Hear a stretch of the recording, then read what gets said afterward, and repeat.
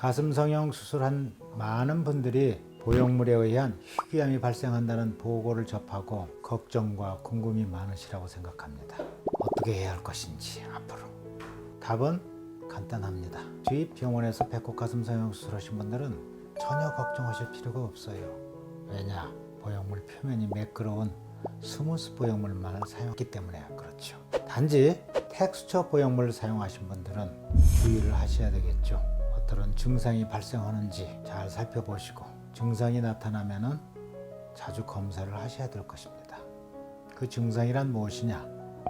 몽우리가 만져지든지 갑자기 가슴 모양이 변형이 온다든지 또는 안에 물이 차는 것 같다든지 이런 경우가 있으면은 바로 검사를 하십시오. 또 이런 검사를 해가지고 문제가 있으면은 당연히 수술적 치료 방법을 가지셔야 됩니다.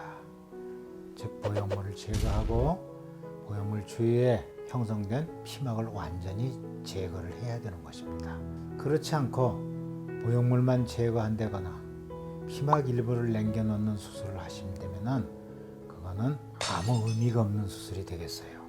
왜냐하면은 그 주위에 형성된 피막에서 이 희귀암이 발생되기 때문에 그렇죠. 그러면 피막 제거하는 수술이 간단하냐? 천만에요. 여러분들 처음 수술하는 것보다 몇 배나 더 수술이 복잡하고 시간도 많이 걸립니다. 어떤 경우에는 너댓 시간 이상 걸릴 수도 있어요. 그리고 회복도 굉장히 더딥니다. 또 피막 제거 수술이 완전하게 잘 제거가 되는 게 아닙니다. 피막을 완전하게 제거하려면 앞쪽은 물론이고 갈비뼈 가슴 쪽에 있는 부위까지도 완전하게 제거를 해야 되는데 이때 완전 제거하기가 굉장히 어려워요. 잘못하다가는 늑막을 뚫고 들어갈 수도 있고 폐 쪽이 있는 쪽으로 들어갈 수도 있겠죠. 그러면 큰일이죠. 굉장히 무서운 일입니다. 따라서 이거는 완벽하게 잘 아주 꼼꼼하게 잘 제거를 해야 되는데 웬만한 개인 병원에서는 이거 하기가 어려워요.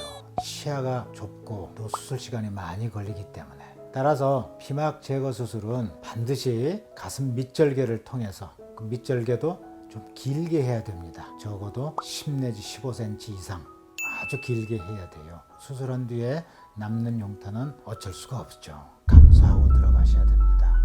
이렇게 길게 째고 완전히 육안으로 피막을 확인하면서 해야 되기 때문에 수술 시간이 굉장히 많이 걸리는 것입니다. 따라서 텍스처 보형물로 수술해가지고 걱정이 돼서 보형물 제거와 피막 제거를 원하시는 예방적 수술을 하시고 싶은 분이 계시다면 가급적이면 대학병원에서 하시기를 권합니다. 자기가 수술했던 병원 찾아가시는 것도 좋겠지만 그러나 수술이 복잡하고 그래서 아마 용량이 되지 않을 것으로 생각이 됩니다. 그렇지 않습니다.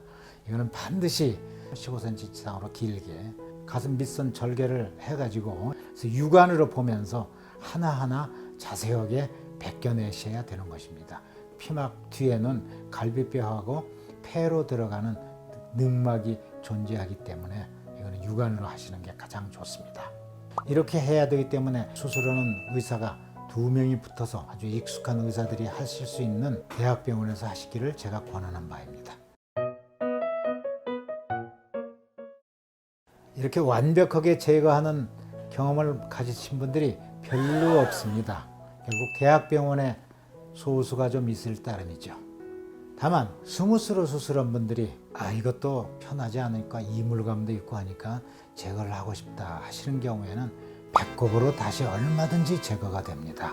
수술 시간이 굉장히 짧아서요 10 내지 15분이 채 안 걸립니다. 얼마나 간단해요. 따라서 스무스로 수술하신 분들은 안심하시고 배꼽으로 다시 제거를 하시기 바랍니다. 배꼽으로 제거하시면 회복 시간도 굉장히 빨라서 일상생활이 가능하고요. 또 별로 아프지도 않습니다. 스무스로 수술하신 분들은 흉터 걱정이 또 없으니까 안심하시고 얼마든지 불편하실 때는 하시기 바라고요. 결론적으로 말씀드리면 별한 문제가 없는 양 그냥 두시기를 바라고요. 그래도 이거 불편하신 것 같아서 빼시고 싶으신 분 계시다면 배꼽으로 빼십시오. 보형물 제거한 날부터도 웬만한 일상생활이 다 가능하다고 봐도 되겠습니다.